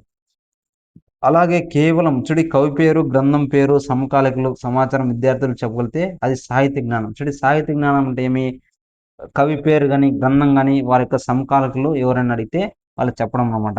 కవులు వాళ్ళ యొక్క వ్యక్తిత్వాలు, గ్రంథాలు, శైలి, రసం, గుణాలు, సామ్యభేదాలు చెప్పగలడం. అదేవిధంగా రచనల్లో రచనల్లో రచనల్లో రచయిత యొక్క ఆత్మీయతను దర్శించగలడం మొదలైనవి సాహిత్య అవగాహనగా మనం చెప్పవచ్చు. ఆలోచనకు అందే భావాలన్నీ విషయ అవగాహనకు చెందినవే. ఆలోచనకు అందే భావాలన్నీ విషయ అవగాహనకు చెందినవే ఏదంటే సాహిత్య అవగాహనగా మనం చెప్పవచ్చు అనమాట. చూడండి నెక్స్ట్, అవగాహనకు పైన చెప్పుకున్న వాటి స్పష్టీకరణలు మాత్రమే అని పరిధిని నిర్ణయించలేము. కాబట్టి విషయాన్ని బట్టి విద్యార్థుల యొక్క స్థాయిని బట్టి అవగాహన స్పష్టీకరణల ఇంకా ఉండవచ్చు అనమాట. చూడండి, అవగాహనకు ప్రాణం ఆలోచన అనమాట. అవగాహనకు ప్రాణం ఏదంటే ఆలోచన అనమాట. ఈ ఆలోచనకు పరిమితి అనేది ఉన్నది కాబట్టి అవగాహన అనేది స్పష్టీకరణ అనేకం. స్పష్టీకరణ అనేకం అంటాడు. ఆనందభూతి లేదా రసానుభూతి అనేది ఏ విధంగా ఉంటుంది? ఉన్నత తరగతుల్లో. ఓకేనా? చూడండి, చెబుతున్నప్పుడు, వింటున్నప్పుడు, పాడుతున్నప్పుడు ఉదాత్తమైన పద్యాలు, గేయాలు, వచన, కవిత వగైరా ప్రశ్నల్లో లయను అందించడం. కరెక్ట్ కదా? చదువుతున్నప్పుడు కానీ, చెప్తున్నప్పుడు కానీ, వింటున్నప్పుడు కానీ, పాడుతున్నప్పుడు కానీ ఉదాత్తమైన పద్యాలు, గేయాలు, వచన, కవితలు వగైరా మొదలైనవి లయను అందించడం, అర్థభేదాలు గ్రహించడం. నెక్స్ట్ చూడు ఇంకా ఏమేమి ఉన్నదో. విషయంలోని విశేష భావాలను, రచనలోని సొగసులను, ఆనందాన్ని కలిగించే సన్నివేశాలను మనసులో భావించుకొని ఆనందించడం. కరెక్టే కదా? ఇదంతా ఆనందానికి సంబంధించింది. పాఠ్యాంశంలోని రసవంతమైన ఘట్టాలను తెలుసుకోవడం. ఖచ్చితంగా పాఠ్యాంశంలో రసవంతమైన ఘట్టాలుంటే ఖచ్చితంగా బాగా అవుతాం అనమాట మనం. రచయిత ప్రతిభను, వస్తువు యొక్క గొప్పతనాన్ని, ప్రాధాన్యతను హృదయపూర్వకంగా ప్రశంసించడం చేస్తాడు. శైలి భేదాలను గ్రహించడం, అదేవిధంగా తన్మయత్వం పొందడం ఖచ్చితంగా పొందుతాం అనమాట. రసం, శైలి, రీతి, పాకం, గుణం, అలంకారాలతో పోలికలు, భేదాలు గమనించడం కూడా ఆనందానుభూతికి స్పష్టీకరణలుగా భావించవచ్చు. కరెక్టే కదా? ఆనందానుభూతికి స్పష్టీకరణలుగా రసం, అదేవిధంగా శైలి ఏ విధంగా ఉంది, రీతి ఏ విధంగా ఉంది, పాకము, గుణము, అలంకారాలతో పోలిన భేదాలు కూడా మనం చెప్పుకోవచ్చు అనమాట. కానీ పోలికలు తేడాలు గమనించడం, అంతరార్థాలను గ్రహించడం అనేవి కూడా అవగాహనకు చెందిన స్పష్టీకరణలే. కానీ దీంతో పోలికలు అదేవిధంగా తేడాలు అనేవి కూడా దేనికి సంబంధించిన వస్తాయంటే అవగాహన స్పష్టీకరణలు అంటున్నాడు వాడు, గుర్తుపెట్టుకోవాలి. అదేవిధంగా పోలికల యొక్క భేదాలు, అంతరార్థాలు గ్రహించిన వాడు ఈ రచనలో తన్మయుడే రచయిత శ్లాషిస్తే ఆనందానుభూతి స్థాయికి చేరినట్లు అంటున్నాడు. రచయితను శ్లాషిస్తే ఆనందానుభూతి స్థాయికి చేరినట్లు. నెక్స్ట్ నైపుణ్యాలు చూడండి. ఈ నైపుణ్య పఠనాన్ని ఈ నైపుణ్య లక్ష్యాన్ని పఠన నైపుణ్యం అంటాము. వాగ్రూప నైపుణ్యం వాగ్రూప వ్యక్తీకరణ నైపుణ్యం, లిఖిత రూప వ్యక్తీకరణ నైపుణ్యం అని విభజించవచ్చు. ఈ నైపుణ్య లక్ష్యాలు చూడి పఠన నైపుణ్యం, వాగ్రూప వ్యక్తీకరణ నైపుణ్యం, లిఖిత రూప వ్యక్తీకరణ నైపుణ్యంగా విభజించవచ్చు అనమాట. సాంఘిక శాస్త్రం మొదలైన సబ్జెక్టులో బోధించడానికి వినియోగం అనేది నైపుణ్యాల్లో చెప్పకుండా ప్రత్యేక లక్ష్యంగా గ్రహిస్తున్నారు. కరెక్ట్ కదా? వినియోగం అనేది నైపుణ్యాల్లో చెప్పకుండా ప్రత్యేక లక్షణంగా మనం చెప్తున్నాం అన్నమాట. కానీ భాషలో వినియోగం ప్రధానంగా భాషలో వినియోగం అనేది ప్రధానంగా నైపుణ్యానికి సంబంధించింది. ఓకేనా? నైపుణ్యానికి సంబంధించింది. అందువల్ల వినియోగం అంటే భాషను వాగ్రూపంలో, లిఖిత రూపంలో వినియోగించడంగా భావించవచ్చు. అంతే కదా? వినియోగం అంటే భాషను వాగ్రూపంలో, లిఖిత రూపంలో వినియోగించడంగా భావించవచ్చు అనమాట. ఈ నైపుణ్యాల్లో స్పష్టీకరణలు ఏ విధంగా ఉన్నాయో ఒకసారి చూద్దాం. ఓకేనా? పఠన నైపుణ్యంలో ఏమున్నాయి సార్? చూడండి, స్పష్టంగా వివిధ ధ్వనులను చదవగలడం, అదేవిధంగా నిర్దిష్టంగా శబ్ద దోషాలను, భాషా దోషాలు లేకుండా చదవడం, విషయ దోషాలు దొరలకుండా చదవడం, ఉన్న పదాలను వదలకూడదు, లేనివి చదవకూడదు అనమాట. ఉన్న వాటిని ఉన్నట్టు చదివేయాలన్నమాట. సముచిత వేగంతో ధారాళంగా చదవాలి. నెక్స్ట్ సమత ఉండేలా చదవడం. సాధారణంగా అక్షరానికి మధ్య సమాన వ్యవధానం, అలాగే పదానికి మధ్య సమాన వ్యవధానం, వాక్యాల మధ్య సమాన వ్యవధానం, అలాగే ధ్వనులన్నీ సమాన స్వరస్థాయిలో పలకడం, భావానుగుణమైన వాచికాభిమానం, విరామ చిహ్నాలు, ఊనిక, స్వరభేదం పాటిస్తూ చదవాలి. అదేవిధంగా ప్రక్రియానుగుణంగా చదవడం. పద్యంగా చదవాలి, గేయంగా, వచనంగా మనము చదవాలంటున్నాడు. అర్థవంతంగా చదవడం. నెక్స్ట్ అవసరం ఉన్న చోట్ల పద విభాగం చేస్తూ చదవడం, తక్కువ సమయంలో ఎక్కువ విషయాన్ని గ్రహించడానికి మౌనంగా చదవడం. దీనికి దేనిగా చెప్పొచ్చు? పఠన నైపుణ్యానిగా మనం చెప్పవచ్చు. నెక్స్ట్ లిఖిత వ్యక్తీకరణం అంటే ఏం సార్? ఈ లక్ష్యానికి సంబంధించిన స్పష్టీకరణను కింది విధంగా ఉంటాయన్నమాట. స్పష్టంగా, దోషరహితంగా రాయాలి, విరామ చిహ్నాలను పాటిస్తూ రాయాలి, రచనలను, ప్రేరణలను విభజిస్తూ రాయండి, సందర్భోచితంగా రాయండి. వివిధ శైలులు రాయడం, వేగంగా రాయడం, అందంగా రాయడం ఇవంతా దేని కిందకొస్తుంది? లిఖిత రూపానికి వస్తుందనమాట. వాగ్రూపానికి వస్తే ఏం చూస్తుంది? స్పష్టంగా మాట్లాడాలి. వాగ్రూపం అంటే మాట్లాడడం కదా! నిర్దిష్టంగా మాట్లాడడం, ఉచ్చారణ దోషాలు లేకుండా మాట్లాడడం, విషయ దోషాలు దొర్లకుండా మాట్లాడడం. నెక్స్ట్ సముచిత వేగంతో ధారాళంగా మాట్లాడడం, భావానుగుణంగా మాట్లాడడం, సభా కంపం లేకుండా మాట్లాడడం. ఓకేనా? స్టేజ్ ఫియర్ అర్థవంతంగా మాట్లాడడం అనేది దేని కింద వస్తుంది చెప్పండి ఫ్రెండ్స్? వాగ్రూప వ్యక్తీకరణ కిందకు వస్తుందన్నమాట. ఓకేనా? నెక్స్ట్ సృజనాత్మకత శక్తి. సృజనాత్మకత శక్తి ఏమొస్తుంది? ఈ లక్షణం స్వతంత్ర రచనా శక్తికి సంబంధించింది. దీనిని స్పష్టీకరణ కింది విధంగా ఉంటాయన్నమాట. చూడి నేర్చిన పాఠానికి కొత్త శీర్షికను నిర్ణయించడం, నేర్చిన పాఠానికి కొత్త శీర్షికను నిర్ణయించడం, అసంపూర్తి రచనలు పూరించడం, కథలు, కవిత్వాలు, నాటకాలు, నాటికలు, నవలలు మొదలైనవి వివిధ ప్రక్రియల్ని సొంతంగా రచించడం, తెలిసిన పాఠ్యాంశాన్ని వీలైన ఇతర ప్రక్రియల్లో మార్చి రాయగలడం, అదేవిధంగా నేర్చిన కథలను బట్టి, సామెతలను బట్టి కొత్త కథలు రాయడం, రచనల్లో నుడికారపు సంపును ప్రదర్శించడం. కరెక్టే కదా?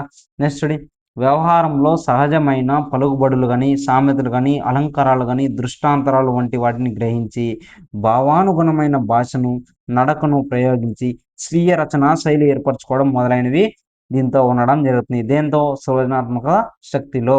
నెక్స్ట్ భాషాభిరుచి ఏ విధంగా ఉండాలి సార్? భాషాభిరుచి ఏ విధంగా ఉండాలి? ఈ లక్ష్యంలో భాషలో భాషాధ్యయనంలో విద్యార్థులకు గల అభిరుచులను పెంపొందించేవి. దీనిని స్పష్టీకరణలు కింద విధంగా చెప్పవచ్చు అనమాట. భాషాభిరుచి పాఠ్యాంశానికి సంబంధించిన మూల గ్రంథాన్ని బాగా చదవాలి, బహుగ్రంథ పఠనం చేయాలి, కవులు, రచయితలు, పండితులతో సమావేశం కావడం, అదేవిధంగా సారస్వత సమావేశాలు నిర్వహించడం, పాల్గొనడం, పద్యాలను, గేయాలను, ఉత్తమ గద్య భాగాలను, రచనలను చేయడం అనేది భాషాభిరుచికి సంబంధించింది. నెక్స్ట్ ఇంకా ఏమేమి సార్ అంటే నిర్మాణాత్మక, విమర్శనాత్మక దృష్టి పెంపొందించుకోవడం మేడం. చూడండి మొదలైనవి.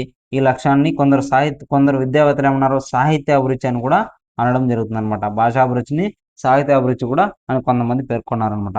సముచిత మనోవైఖరులు ఏ విధంగా ఉన్నాయి సార్? చూడండి విద్యా బోధన లక్ష్యంగా విద్యార్థులు ధనాత్మకమైన ప్రవర్తన మార్పును ఆశిస్తుంది. కరెక్ట్ కదా? విద్యా బోధన లక్ష్యంగా విద్యార్థులు ధనాత్మకమైన ప్రవర్తన మార్పును ఆశిస్తుంది. వారి అభిప్రాయాల్లో, దృక్పథాల్లో కూడా సకారాత్మకతను పెంపొందించే దశలో సముచిత మనోవైఖరులను అనే లక్ష్యంగా తోడ్పడుతుంది. విద్యా బోధనలో లక్ష్యంగా విద్యార్థుల్లో ధనాత్మకమైన ప్రవర్తన మార్పును ఆశిస్తుంది. Positive character. ఓకేనా? వారి అభిప్రాయాల్లో, దృక్పథాలు కూడా సకారాత్మకంగా అంటే పాజిటివ్గా పెంపొందించే దశలోనే సముచిత మనోవైఖరులు అనే లక్ష్యం అనేది తోడ్పడుతుంది అనమాట. ఈ లక్ష్యంలోని స్పష్టీకరణలు ఏవే ఉన్నాయి చూడండి ఒకసారి. సముచిత మనోవైఖరులు అర్ధతా గుణంతో కూడిన ఆలోచనలు పెంపొందించుకోవడం, నేర్చిన విషయానికి అనుగుణమైన సత్ప్రవర్తన పెంపొందించడం, కవుల్ని కానీ రచయితలను కానీ కళాకారులను గౌరవించడం, మాతృభాష సాహిత్యాలతో పాటు ఇతర భాషా సాహిత్యాలను కూడా ఆదరించడం. నెక్స్ట్ విమర్శను సహృదయతో స్వీకరించడం, మూఢాచారాలను పాటించకుండా హేతుబద్ధంగా మనము జీవించడం, మూఢనమ్మకాలు లేకుండా. నెక్స్ట్ సహకార దృక్పథం, అదేవిధంగా సామాజిక చైతన్యంతో కూడిన మానవతా వైఖరితో నడుచుకోవాలి. ఇది దేనికి సంబంధించింది వస్తుంది? మనకి సముచిత మనోవైఖరుల కింద వస్తుంది అనమాట. సంస్కృతి సాంప్రదాయాల కింద ఏమేమి వస్తాయి సార్? ఆయా భాషా వ్యవహారాల సంస్కృతి కానీ సాంప్రదాయాలను దృష్టిలో ఉంచుకొని ఆయా పాఠ్యాంశాలను బోధించాల్సి ఉంటుంది. కరెక్టే. పాఠ్యాంశాల్లోని సంస్కృతి సాంప్రదాయాల భావనలో వచ్చిన కాలానుగుణ మార్పులను దృష్టిలో ఉంచుకోవాలి అంటున్నాడు. ఈ స్పష్టీకరణలు ఏమేమి ఉంటాయి చూడండి. వివిధ రచనల్లో ఆచార వ్యవహారాలను తెలుసుకోవాలి. నెక్స్ట్ రచనల్లో కాలభేద ప్రభావాలను అవగతం చేసుకోవడం, పురాణాలు, ఇతిహాసాలు, విశ్లేషణలు గ్రహించడం, భారతీయ సంస్కృతిని, తెలుగు సంస్కృతిని వివరించడం, రచనలలోని నీతిని గ్రహించడం మొదలైనవి చేయాలి. నెక్స్ట్ ఇంకా ఏమేమి చేస్తారు? భాషాంతరీకరణ సామర్థ్యం అంటే ఏం సార్? ఈ సామర్థ్యాన్ని అనువాద సామర్థ్యం అని అంటే అనువదించే శక్తి అని అంటారనమాట. ఇది పాఠశాలలో రెండో ఈ భాషాంతరీకరణ సామర్థ్యాన్ని ఏమంటారు? అనువాద సామర్థ్యం అంటారు. అంటే అనువదించే శక్తి ఉండడం అనమాట.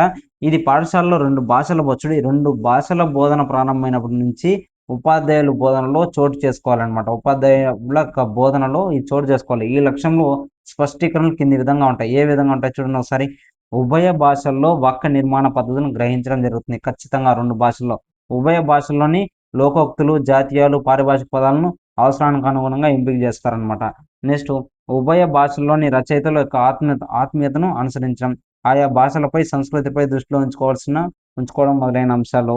పై విధంగా బోధనా లక్ష్యాల్లో పొందుపరిచిన స్పష్టీకరణలు అభ్యసనం ద్వారా విద్యార్థుల యొక్క తమ ప్రవర్తనకు కనబరచవలసి మార్పులు చూస్తాం. అందువలన వీటిని విద్యార్థులకు అన్వయించాలి. ఎగ్జాంపుల్స్ కూడా ఇచ్చారు చూడండి. ఎగ్జాంపుల్స్ ఏమేమి ఉన్నాయి సార్ ఒకసారి చూద్దామా? ఎగ్జాంపుల్స్ చూడండి ఏమేమి ఉన్నాయి. విద్యార్థులు రామాలయం అనే పదంలోని సంధి సవర్ణ దీర్ఘ సంధి అని గుర్తిస్తారు. అదేమరా అంటే జ్ఞానం. ఇవి చాలా ఇంపార్టెంట్ ఫ్రెండ్స్. ఈ ఎగ్జాంపుల్స్ గుర్తుంచుకోండి. రేపు పొద్దున ఇట్లే ఇవ్వచ్చు ఎగ్జాంపుల్. విద్యార్థులు రామాలయం అనే పదంలోని సంధిని సవర్ణ దీర్ఘ సంధి అని గుర్తించారు. ఇది దేనికి సంబంధించిందంటే జ్ఞానానికి సంబంధించిందని గుర్తుపెట్టుకోవాలి. ఓకేనా? విద్యార్థులు సవర్ణ దీర్ఘ సంధి చూడి ఆ ప్లస్ ఆ మధ్య జరుగుతున్న ఓకేనా, ఆ ప్లస్ ఆకి ఆ కొడితే జరిగిందని జ్ఞప్తికి తెచ్చుకుంటారు అనమాట. అది కూడా జ్ఞానం. చూడి విద్యార్థులు సవర్ణ దీర్ఘ సంధి అత్వ సంధి మధ్య పోలికలను గ్రహిస్తున్నారంటే వాళ్ళకి ఏమనుంది? అవగాహన ఉంది. Important bit. ఓకేనా? చాలా చాలా ఇంపార్టెంట్. విద్యార్థులు కన్నుల పండుగ అనే జాతీయాన్ని ఉపయోగించి సొంత వాక్యాన్ని చెప్తున్నారు. సొంత వాక్యాన్ని చెప్తున్నారంటే ఏమని? అవగాహనకు సంబంధించిందిగా గుర్తుపెట్టుకోవాలి. నెక్స్ట్ చూడి విద్యార్థులు వేమన పద్యంలో విశేషార్థాన్ని గ్రహిస్తున్నారు. చూడి వేమన పద్యంలో విశేషార్థాన్ని చూడి విశేషంగా అంటే కొత్తగా ఉన్నదంటే రసానుభూతి అని గుర్తుపెట్టుకోవాలి. ఇవి అడుగుతారు బిట్లు, మర్చిపోకూడదు. ఈ లైన్లో ప్రతి లైన్ ఇప్పుడు చెప్పినది చెప్తానవి చాలా ఇంపార్టెంట్. విద్యార్థులు మరిన్ని వేమన పద్యాలను సేకరించి చదువుతారు. ఇది కూడా భాషాభివృద్ధికి సంబంధించింది. విద్యార్థులు వేమన కాలపు సంస్కృతిని సాంప్రదాయాలు వారి యొక్క రచనలు గుర్తిస్తారు. సంస్కృతి సాంప్రదాయాలు అంటేనే సంస్కృతి సాంప్రదాయాలు గుర్తుపెట్టాలి. నెక్స్ట్ విద్యార్థులు వేమన వంటి కవులు పట్ల గౌరవాన్ని ప్రదర్శిస్తాడు. సముచిత మనోవైఖరులు చెప్పుకున్నాం. సముచిత మనోవైఖరులు. ఓకేనా? నెక్స్ట్ విద్యార్థుల్లో వేమన పద్యాల్లోని భావాలను లోతైన అర్థాలను గ్రహిస్తున్నారు. అంటే ఏమి? రసానుభూతి ఉందని అర్థం. గుర్తుపెట్టుకోవాలి. విద్యార్థులు వేమన పద్యాల యొక్క సారాంశాన్ని, తాత్పర్యాన్ని, డిఫరెన్సెస్ చెప్తున్నారంటే అవగాహన. ఇది చాలా చాలా ఇంపార్టెంట్. ఇక్కడ ఉన్నవి వేస్తారు, బయట ఉన్నవి అయితే గుర్తుపెట్టుకోండి. ఓకేనా? ఆయా అంశాలు చూడి ఇలా ఆయా పాఠ్యాంశాల లక్ష్యాలను అన్వయించి వాటి స్పష్టీకరణను దృష్టిలో ఉంచుకొని బోధన నిర్వహిస్తే విద్యార్థులు ఆశించిన ప్రవర్తన మార్పులను సాధించవచ్చు అంటున్నాడు. ఈ బోధనా లక్ష్యాలు స్పష్టీకరణను దృష్టిలో ఉంచుకొని మన రాష్ట్రంలో మాతృభాష బోధన చాలా కాలంగా కొనసాగింది. ఆ తరువాత కాలంలో 1986 నాటి జాతీయ విద్యా విధానం అది వరకే పాశ్చాత్య దేశాల్లో బహుళ ప్రాచారంలో ఉందన్నమాట. సాధన లేదా ఉపలబ్ధి లక్ష్యాలు అనేవి ఉన్నాయి. ఓకేనా? ఈ స్థాయిలను దృష్టిలో పెట్టుకొని 1 నుంచి 5వ తరగతుల వరకు విద్యార్థులు ఉద్దేశించిన కనీస అభ్యసన స్థాయిలు లేదా కనీస అభ్యసన ప్రమాణాల ఆధారంగా బోధన అనేది నిర్వహిస్తున్నారు. ఇది మనకి సంబంధించింది. ఓకేనా? ఇప్పటి వరకు మనం ఏమేమి చెప్పుకున్నాం ఫ్రెండ్స్? ఒకసారి చూద్దాం. ఓకేనా? చాలా ఇంపార్టెంట్ కాబట్టి లేట్ చేయగలనా. మాతృభాష యొక్క భాషా ప్రయోజనాల్లో ప్రయోజనాల్లో సాధారణ ప్రయోజనాలు, అదేవిధంగా ప్రత్యేక ప్రయోజనాల గురించి చెప్పుకున్నాం. అది చెప్పుకున్న వెంటనే మనం ఏం చేస్తామంటే మాతృభాష యొక్క బోధన లక్ష్యాలు స్పష్టీకరణలు ఏ విధంగా ఉన్నాయి ఇది చెప్పుకున్నాం. దీంతోనే మనం ఏం చెప్పుకున్నాం? వివృత లక్ష్యం అంటే ఏమి, సంవృత లక్ష్యం అంటే ఏమి చెప్పుకున్నాం. దాని తర్వాత ప్రాథమిక దశలో మాతృభాష బోధనా లక్ష్యాలు ఏ విధంగా ఉన్నాయి, స్పష్టీకరణలు ఏ విధంగా ఉన్నాయి. దాంతో ప్రాథమిక దశలో శ్రవణం అంటే ఏమి, భాషణం అంటే ఏమి, అదేవిధంగా పఠనం అంటే ఏమి, లేఖనం అంటే ఏమి, జ్ఞానం అంటే ఏమి, అవగాహన అంటే ఏమి, ఆనందానుభూతి అంటే ఏమి, అంతవరకు ఎక్కడ చూసుకున్నాము? ప్రాథమిక దాంతో చూసుకున్నాం. అదేవిధంగా ఉన్నత ప్రాథమిక అంటే మాధ్యమిక సెకండరీ దశలో మాతృభాష యొక్క బోధనా లక్ష్యాలు ఏవే ఉన్నాయనుకున్నాము? జ్ఞానం కానీ, అదేవిధంగా అవగాహన కానీ, అదేవిధంగా ఇంకా ఏమేమి చెప్పుకున్నాము? జ్ఞానము, అవగాహన, ఆనందానుభూతి లేదా రసానుభూతి అంటారు దాన్ని. మూడోదాన్ని. 4వది నైపుణ్యాలు ఏ విధంగా ఉన్నాయి? పఠన నైపుణ్యం కానీ, అదేవిధంగా లిఖిత వ్యక్తీకరణ, వాగ్రూప వ్యక్తీకరణ, సృజనాత్మక శక్తి, భాషాభిరుచి ఏ విధంగా ఉంది, సముచిత మనోవైఖరులు ఏవేవి ఉన్నాయి. ఓకేనా? సంస్కృతి సాంప్రదాయాలు, అదేవిధంగా భాషాంతరీకరణ సామర్థ్యం. నెక్స్ట్ చెప్పుకున్నాం. అది లాస్ట్. భాషాంతరీకరణ సామర్థ్యానికి ఇంకొక పేరు కూడా ఉందని చెప్పుకున్నాం. ఏది?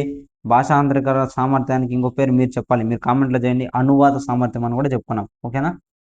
ఇది మనకు సంబంధించిన సమాచారం. నెక్స్ట్ వీడియోలో మనము తరగతి వారీగా కనీస అభ్యసన సామర్థ్యాలు ప్రాథమిక దశ గురించి చెప్పుకుంటే ఈ 3వ యూనిట్ పూర్తి కంప్లీట్ అయిపోయింది ఫ్రెండ్స్. ఓకేనా? అందరికీ నచ్చితే లైక్ చేయండి, సబ్స్క్రైబ్ చేయండి, షేర్ చేయండి, కామెంట్ కూడా పెట్టండి. నెక్స్ట్ వీడియోలో మళ్ళీ కలుద్దాం మనం. ఓకేనా? Thank you so much friends.